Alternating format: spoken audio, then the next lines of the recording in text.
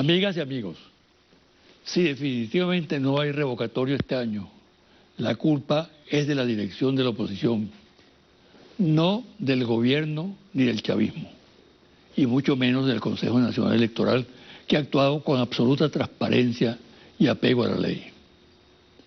La culpa es de la cúpula de la MUD, de los 4 partidos que la dirigen con exclusión del resto de sus componentes, como lo declaró recientemente María Corina Machado, quien además agregó que el organismo no se reúne. Atribuir la culpa de que el revocatorio no se efectuó este año no es mero capricho o una actitud destinada a molestar a los dirigentes del organismo coordinador de la oposición y a cuestionar su accionar político. El señalamiento tiene un claro e irrefutable origen. La MUD no inició la activación del revocatorio oportunamente, es decir, el 10 de enero de este año, y lo relegó. Solo en abril reaccionó, o sea, cuando ya había perdido un tiempo valioso. Hasta ahora, cuando se hace esta observación, los dirigentes de la MUD guardan silencio. ¿Por qué razón? ¿Por descuido o porque en verdad no tenían interés en ejercer ese derecho consagrado en la Constitución? Tengo la impresión que la dirigencia opositora nunca tuvo interés por el revocatorio, ya que de haberlo tenido no habría incurrido en tantas omisiones y errores.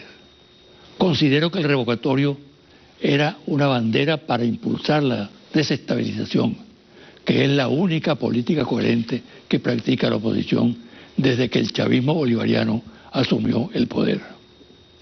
Lo confirma el hecho de que, sabiendo ese sector que es imposible realizar a estas alturas el revocatorio, insista en plantearlo y lo utilice como mecanismo para adelantar una política de calentamiento de la calle de signo claramente subversivo, como lo indica la escalada de marchas con las que pretende mantener en jaque el país. No habrá revocatorio este año porque la MUD realmente no tiene interés en que lo haya. Su preocupación es otra: acumular fuerza para escalar la opción extraconstitucional e intensificar las tensiones en el país con marchas y marchitas, acentuando la presión internacional y recurriendo a campañas miserables de descrédito de las instituciones.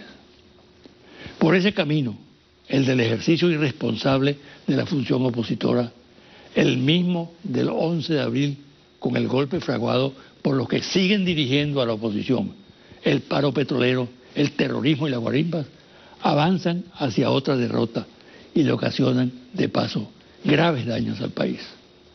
Una pausa y al regreso converso con Mariclén Estelín, profesora universitaria, columnista y observadora de medios de comunicación.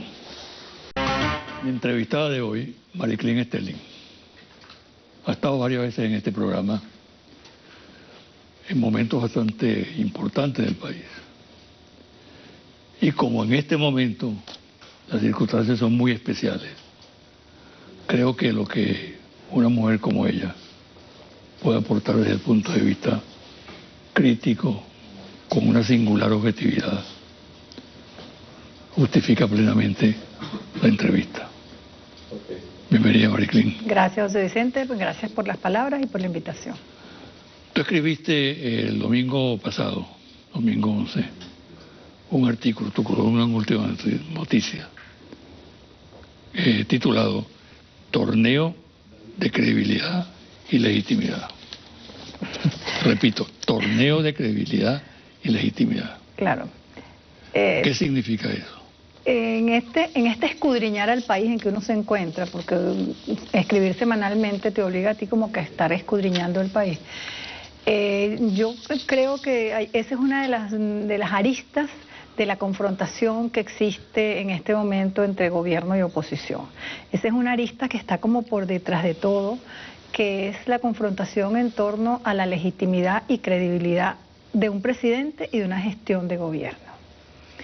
es y también de la oposición. Por supuesto, pero normalmente... La legitimidad y credibilidad de la oposición también. Pero en este momento, ahí tú estás dando un detalle bien importante. En este momento, quizás el gobierno ha caído en esa trampa porque la confrontación se ha dirigido a la figura de Maduro y a la gestión del presidente Maduro. De repente se necesitaría una estrategia también sobre la credibilidad y legitimidad de la oposición, porque más está centrado en la figura del presidente Maduro. ¿En qué momento yo decidí escribir sobre eso? Con los sucesos de Villarrosa, inmediatamente pensé, bueno, que hay un problema de credibilidad y legitimidad, porque además algunos factores de oposición tuitearon que ahí se había perdido la legitimidad, la credibilidad y el miedo en Villarrosa. Entonces por eso fue que me dediqué a escribir eso. ¿Por qué me estoy centrando en una gestión de gobierno? Porque el discurso, cuando un presidente gana unas elecciones, hay un discurso ganador. Ese discurso ganador le trajo legitimidad y le trajo votos y un triunfo. ¿Y qué pasa inmediatamente? El equipo de gobierno debe todo el tiempo trabajar para reforzar la credibilidad, mantener la credibilidad, o sea, reforzar aquello.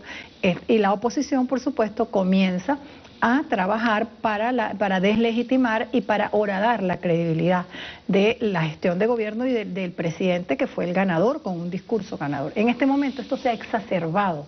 Esa es una manifestación más de la confrontación.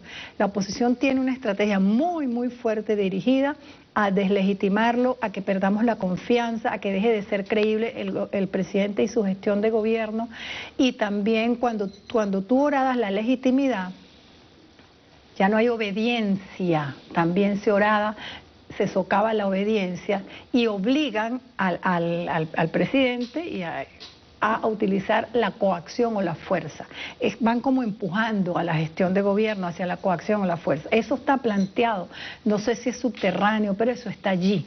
Y eso, por supuesto, tiene como una última etapa o una última meta, buscar la violencia. ¿Tú no crees que tiene además un aspecto de fondo que afecta en general al país? ¿Qué es lo que está pasando? Claro. ¿No? La imagen del país por la campaña feroz que hay en el exterior, que se alimenta de información proveniente del interior, está siendo muy afectada. Claro, yo creo que además probablemente esa es una campaña, una estrategia que viene de afuera, pues, y tiene una expresión internacional, en medios internacionales, gobiernos de otros países, totalmente... Porque Venezuela es una presa codiciada en este momento por poderosos intereses económicos transnacionales. Totalmente. Aquí tenemos todo lo que es el arco minero, tenemos el petróleo. Nosotros somos de verdad una presa apetecible en un momento donde le acaban de dar un golpe parlamentario a Dilma, hubo los problemas que hubo en Bolivia con Evo, el asesinato del viceministro, Macri llegó a la presidencia, de manera que hay un caldo de cultivo regional que aumenta las apetencias de la oposición interna y también de las apetencias externas. ¿Qué consecuencias puede tener esta situación para el país? Lo que estamos conversando ahorita. Sí, bueno, claro. Mira, yo creo que hay que reforzar fundamentalmente la legitimidad y credibilidad de un gobierno, porque eso... ¿De qué manera?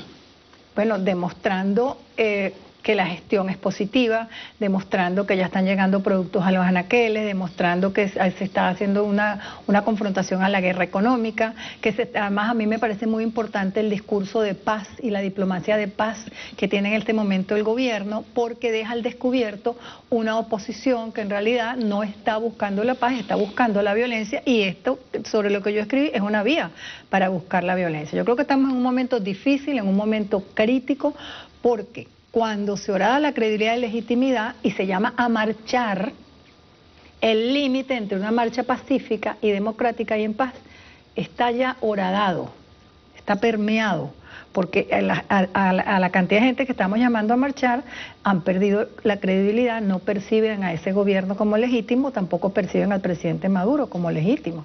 Entonces es un momento peligroso el que estamos viviendo. Es una alerta además que yo hice en ese artículo. Es una situación de deslegitimidad general. General, claro. Eso tiene también una incidencia en la oposición.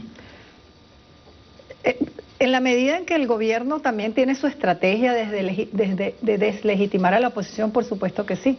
Pero ¿quién es el presidente ahorita? ¿De quién es la gestión? Del presidente Maduro. O sea que el momento es muy peligroso, porque lo que está ahorita en juego es esa credibilidad y legitimidad del presidente y su gestión. Yo no niego que hay una estrategia de también deslegitimar a la oposición, pero también debería haber una estrategia bien sólida, bien consona para ir alimentando la credibilidad y legitimidad de un presidente y una gestión. Eso tiene que ser constante. Tú no puedes decaer en aquello. Tú no puedes permitir que se orade aquella credibilidad y legitimidad. Eso tiene relación también con los discursos políticos que estamos oyendo en este momento, de los líderes políticos. Vamos a hablar de eso más adelante. Pero fíjate tú, ¿qué salidas hay en estas circunstancias? No caer en el juego. No caer en el juego. ¿Cómo salir de este laberinto? Bueno, yo creo que si estamos hablando de credibilidad y legitimidad, yo creo que hay que comenzar a demostrar los logros fehacientemente, quizás de una manera menos, yo diría, no sé si la palabra es politizada, más objetiva, más ponderada, más equilibrada. ¿Cuáles son los logros? ¿Cómo hemos avanzado? ¿Qué importante ha sido la gestión? ¿Cuáles son los beneficios que ha obtenido el pueblo? Porque hay un elemento importante que es esta crisis económica que hay y esta crisis de abastecimiento que ha ido mejorando alguito. También ahora ha dado la esperanza del pueblo, y de alguna manera los confunde en digamos, en el norte político. Hay una confusión, porque hay aparentemente un culpable de lo que está pasando en el país, que ha sido bien manejado en la estrategia comunicacional de la oposición. ¿Qué importancia le atribuyes tú a la opción del diálogo? Bueno, mira, yo en algún momento no creía mucho en el diálogo. Llegado a esta etapa, yo creo que es necesarísimo en realidad que lleguemos al diálogo, que conversemos. Percibo que va a ser difícil. Sé que hay conversaciones, que han habido 2 reuniones, una tercera que aparentemente no fue la oposición, que ya se nombraron mediadores de ambos bandos políticos.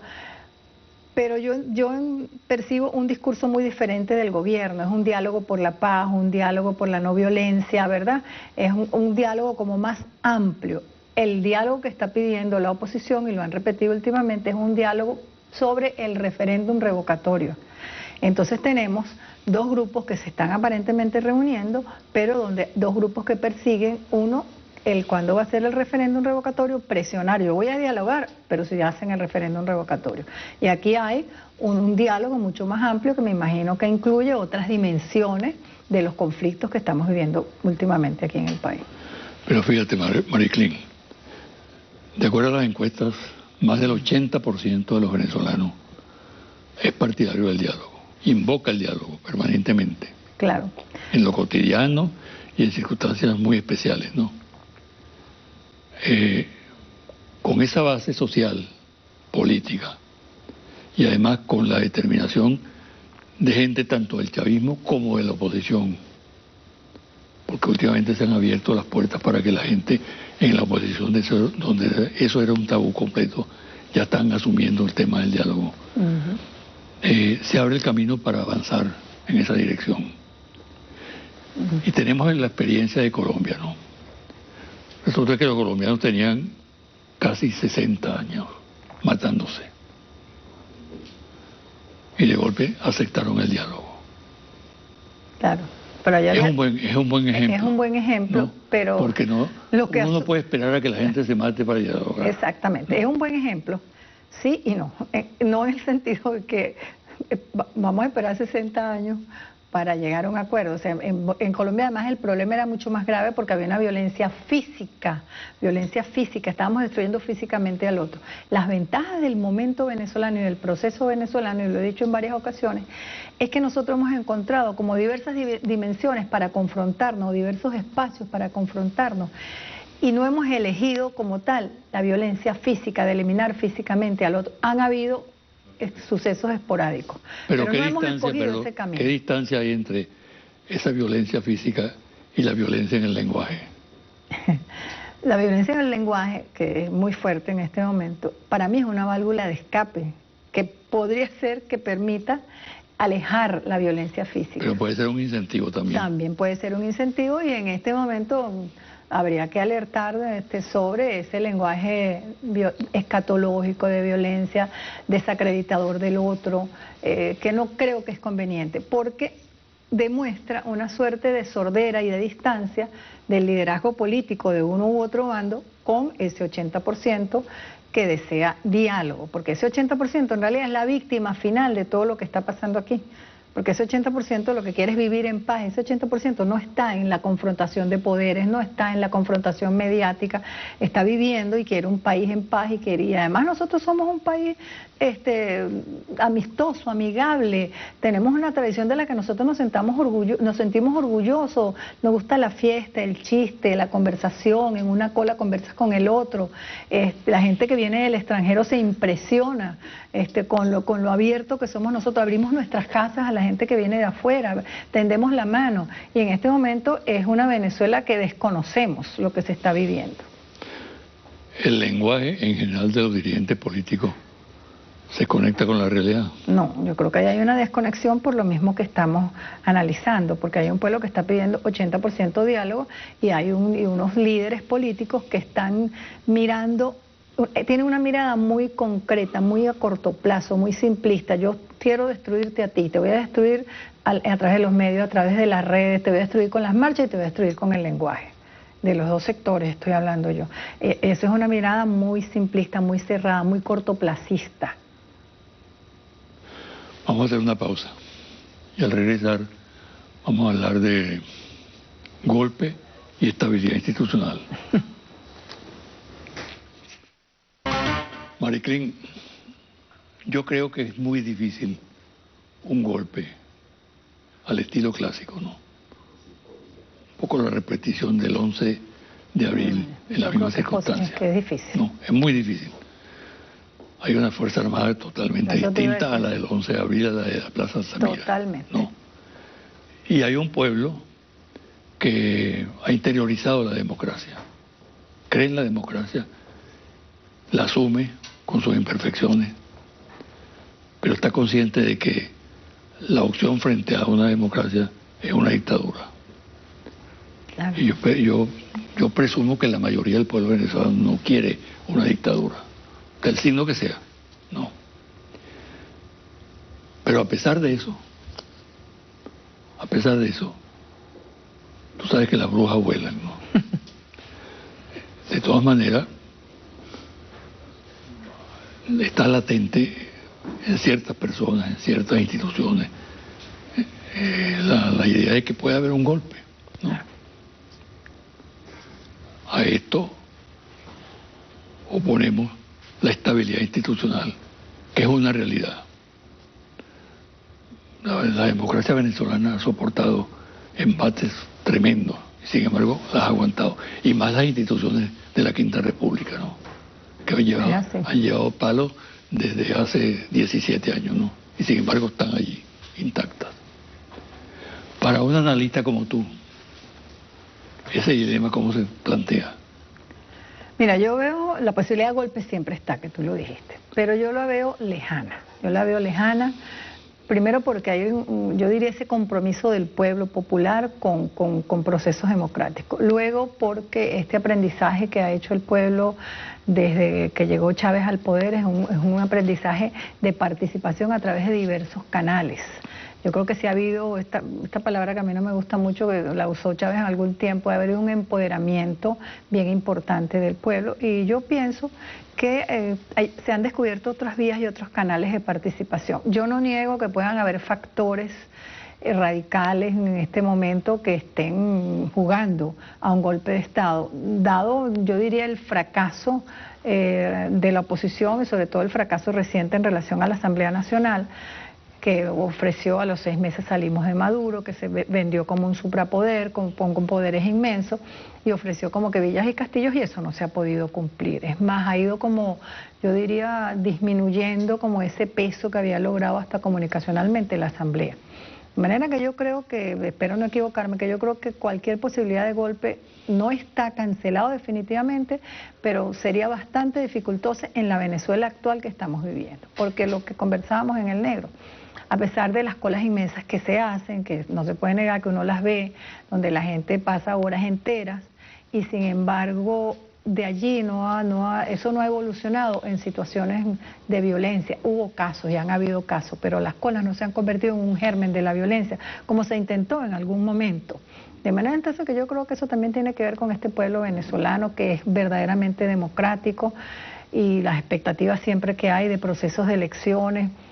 Yo creo que posibilidades de golpe están canceladas por los momentos, a pesar de que creo que hay intereses internacionales jugando probablemente a eso y se han encontrado con una oposición que fracasa en eso y probablemente con un pueblo que no está ganado para la idea de un golpe. Está en esta circunstancia jugando un papel muy importante la internacional mediática, ¿no? Claro, claro. Que tiene una representación aquí calificada. Por supuesto. ¿No? Tú eres experta en el análisis de medios de comunicación y sabes que en algunos casos los medios han usurpado el papel de los partidos políticos, se han convertido prácticamente en partidos políticos. Totalmente. Lanzan las directrices a la calle, tienen una línea permanente, incluso colocándose en posiciones más radicales de los dirigentes políticos y militantes políticos. Ahora, ¿qué hacer frente a ese fenómeno? ¿Cómo asumirlo? Mira, yo creo que ese es un fenómeno inclusive que no solamente es venezolano, que es internacional, por algunos contactos o con eventos a los que yo he asistido y gente con las que he conversado. Creo que es absolutamente cierto. No solamente los medios, yo incluiría en ese análisis que tú estás haciendo las redes sociales. Hoy día se habla de poder transmediático, que es el poder que tienen las redes sociales y son esas narrativas que se construyen a través de las redes sociales que luego las compran los medios. Yo diría que hasta las redes sociales están llevando la batuta. Con Villarrosa, ¿qué pasó con Villarrosa? Inmediatamente se grabaron unos videos, se enviaron los videos, se creó una narrativa de interpretación del video y tú veías que la gente te lo enseñaba. Tú no veías lo que la narrativa decía y sin embargo importantes sectores poblacionales de oposición fundamentalmente interpretaban el video de acuerdo a una narrativa que se construyó instantáneamente durante los sucesos de Villarrosa. Es un fenómeno interesantísimo. Ese fenómeno se llama poder transmediático, redes transmediáticas y allí los medios tradicionales van como a la saga pero se montan en esas narrativas. Hoy día yo prefiero hablar, yo no hablo de información, sino yo hablo de narrativas mediáticas, porque lo que se está construyendo en relación a las realidades de Venezuela y de otros países son relatos y narrativas que se construyen entre los medios tradicionales y las redes sociales. ¿Cuál sería la contra? Bueno, la contra sería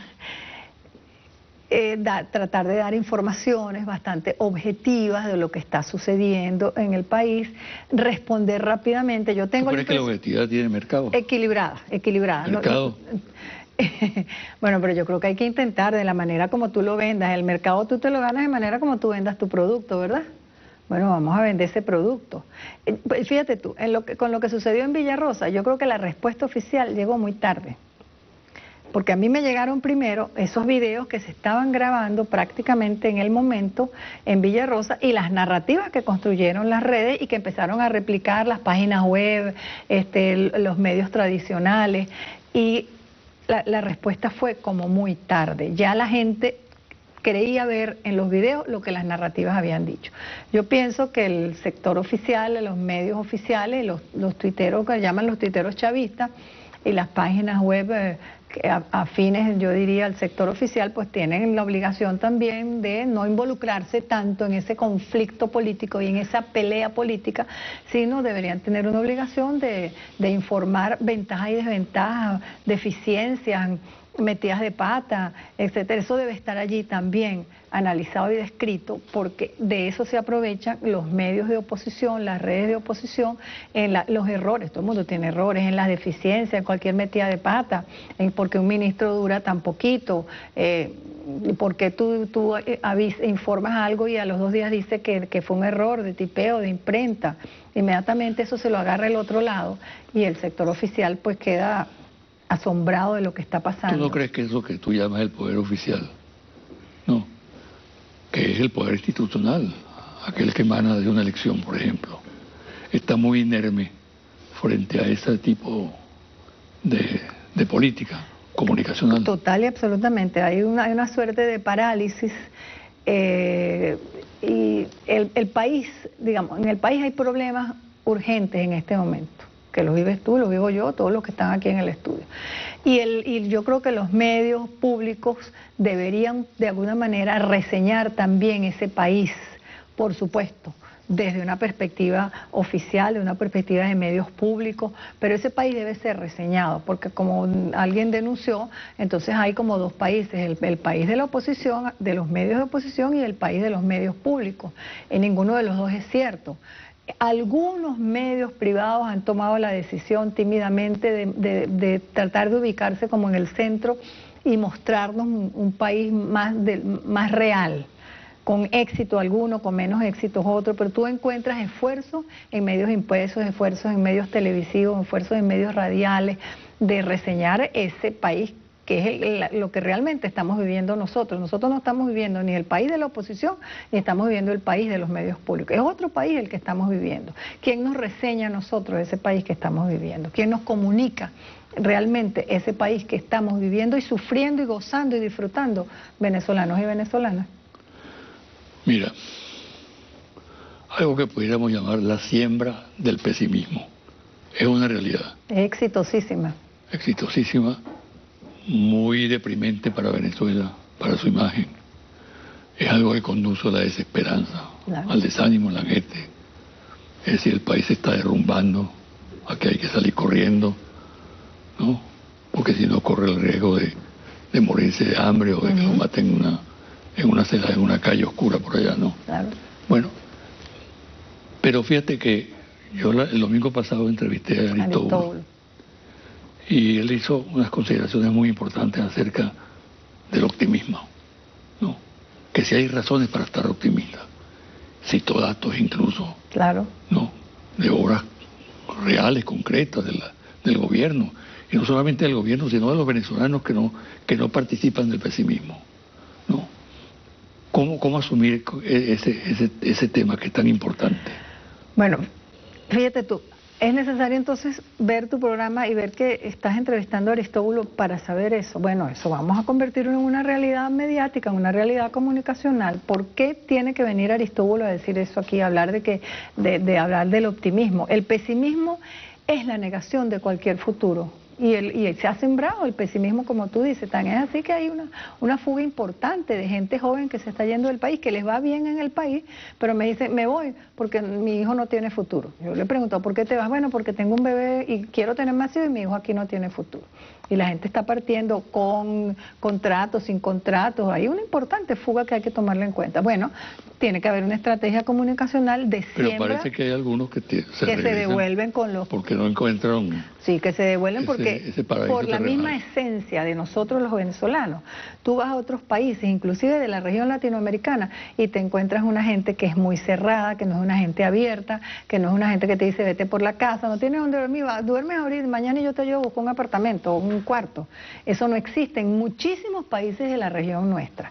Venezuela es de verdad muy diferente a la mayoría de los países de la región. Entonces, vamos a diseñar una estrategia comunicacional de siembra del optimismo, de siembra del futuro, de siembra de la Venezuela que es y la que podría ser con el concurso de todo. Eso no está sucediendo, porque me estoy enganchando en desmontar la otra versión, pero no estoy presentando mi versión del país.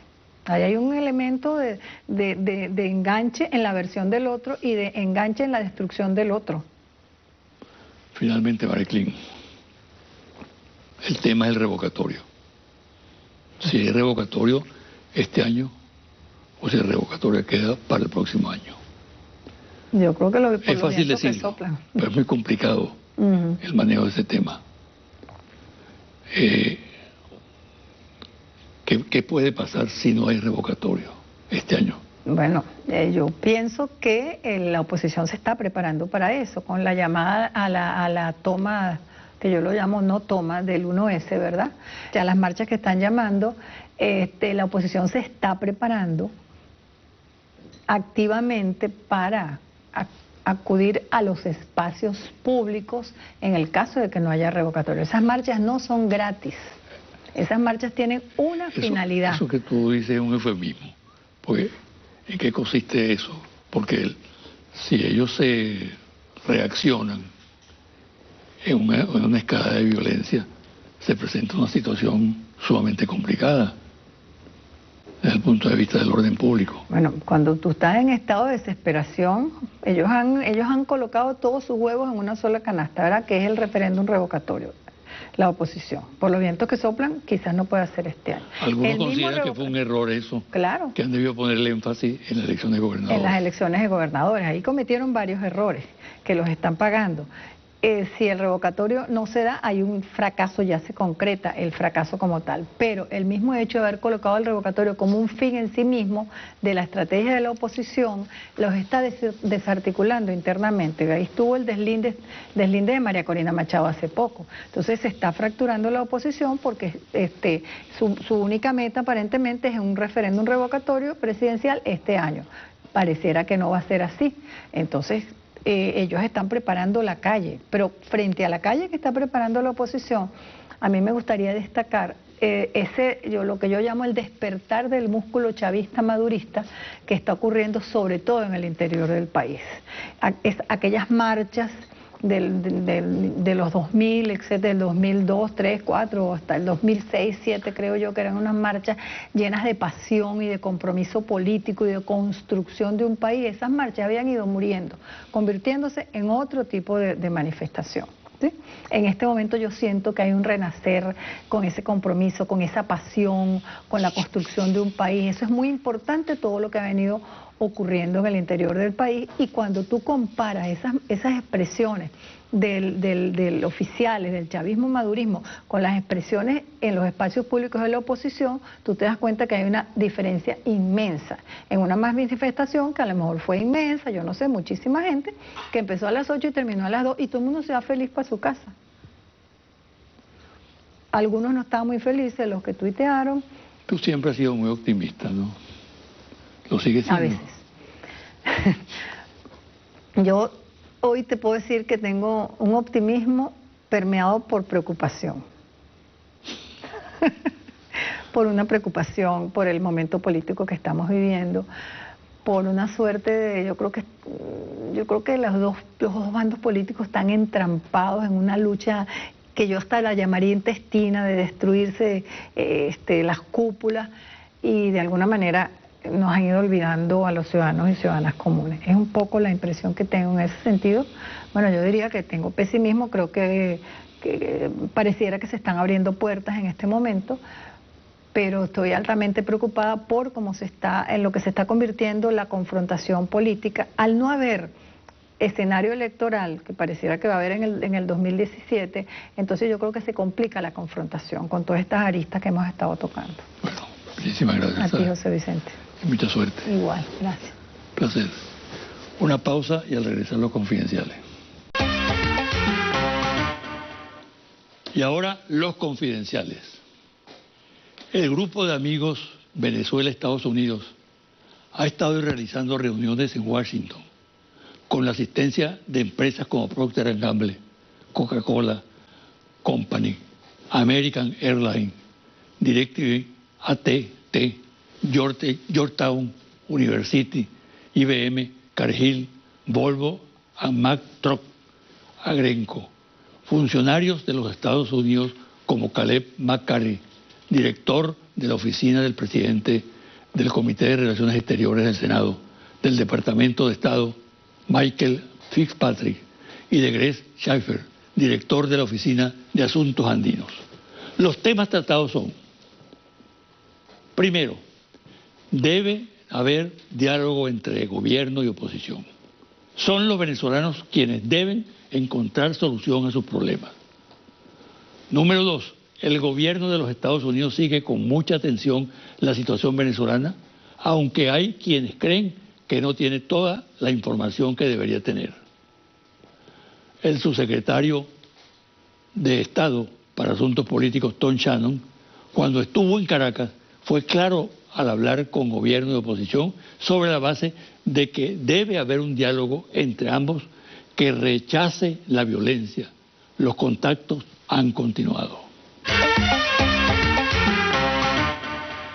Los Panama Papers de Macri, como lo llaman en el sur, que la justicia investiga, son cada vez más que papeles, dice el diario Página 12. En Brasil ya hay pistas que permiten explorar la ruta de 9 millones de dólares intercambiados por el presidente Mauricio Macri de Argentina entre sus distintas sociedades de todo tipo, argentinas, brasileñas y offshore con sede en Panamá o Bahamas. Y hay otra novedad. Por primera vez aparece en superficie 3 empresas vinculadas a su firma Fleck Trading, la offshore de Macri revelada por los Panama Papers, pieza clave de las operaciones de Soma, sociedad de Macri en el mercado brasileño. La pelota, como ustedes ven, pica y se extiende. En su libro Razón de Estado, Hillary Clinton, candidata a la presidencia de los Estados Unidos por el Partido Demócrata, manifiesta su admiración por 3 mujeres latinoamericanas: la chilena Michelle Bachelet, la argentina Cristina Fernández y la brasileña Dilma Rousseff. De ser presidenta de los Estados Unidos, pregunto yo, ¿qué actitud adoptará ante los golpistas que derrocaron a la actual expresidenta brasileña? Mientras las divisiones internas de la MUD se profundizan y las contradicciones por la línea a seguir estimulan la decepción en sus adeptos, el chavismo muestra cohesión interna y prácticamente copa la calle a lo largo y ancho del país con multitudinarias manifestaciones, al mismo tiempo que se empieza a observar una reactivación de la economía. En temas importantes como el diálogo se manifiesta claramente la diferencia en el campo opositor. Un sector está a favor y otro lo rechaza con vehemencia. El partido Un Nuevo Tiempo, a través de voceros como Manuel Rosales y Enrique Márquez, declaró, por ejemplo, el diálogo es necesario e indispensable, mientras que en Acción Democrática Edgar Zambrano sostuvo lo siguiente: el diálogo es para que no se imponga la violencia. Calificado dirigente de esta tolda política está en la misma tónica. El próximo 2 de octubre se realizará el plebiscito en Colombia para aprobar o negar los acuerdos de La Habana sobre la paz. En este momento, de acuerdo a la encuesta Ipsos, el sí obtendría el 72% y el no el 28%. Aparte del triunfo de la paz, que es muy importante para Colombia y para la región, se trata de una derrota aplastante del expresidente Álvaro Uribe, que se batió a fondo a favor del rechazo a los acuerdos de la paz y del paramilitarismo y narcotráfico. Diosdado Cabello ha dicho algo que confirma la realidad, que la MUD engaña a su gente y al país en general cuando insiste en la pretensión de sacar de Miraflores al presidente Nicolás Maduro. Todos los esfuerzos que hace, flameando la bandera del revocatorio, la campaña feroz que alimenta en el exterior contra su propio país y los anuncios de que próximamente será poder, se caen por su propio peso, al extremo de que ya cunde en su seno la desesperación. Confidencial al cierre, Monitor País Interlaces. Confidencial reporte ejecutivo. Ficha técnica, 1.580 entrevistas directas en hogares en todo el país del 2 al 13 de septiembre 2016. Resultados. Clima socioemocional. ¿Cómo se siente el venezolano hoy? Por favor, dígame cuál de estas palabras describe mejor su actual estado de ánimo. Optimista, 15 de junio 2016, 48%. Optimista, 13 de septiembre 2016, 56%. Pesimista, 15 de junio 2016, 51%. Pesimista, 13 de septiembre 2016, 42%. No sabe, no responde, 15 de junio 2016, 1%. No sabe, no responde, 13 de septiembre 2016, 2%. ¿Cuál de estas palabras describe mejor su actual estado de ánimo? Feliz 15 de junio 2016, 39%. Feliz 13 de septiembre 2016, 48%. Triste 15 de junio 2016, 58%. Triste 13 de septiembre 2016, 48%. No sabe, no responde 15 de junio 2016, 3%. No sabe, no responde 13 de septiembre 2016, 4%. Dígame cuál de estas palabras describe mejor su actual estado de ánimo. Esperanzado, 15 de junio 2016, 66%. Esperanzado, 13 de septiembre 2016, 75%. Frustrado, 15 de junio 2016, 33%. Frustrado, 13 de septiembre 2016, 24%. No sabe, no responde, 15 de junio 2016, 1%. No sabe, no responde, 13 de septiembre 2016, 1%. Dígame cuál de estas palabras describe mejor su actual estado de ánimo. Tranquilo, 15 de junio 2016, 52%. Tranquilo, 13 de septiembre 2016, 60%. Confundido, 15 de junio 2016, 46%. Confundido, 13 de septiembre 2016, 37%.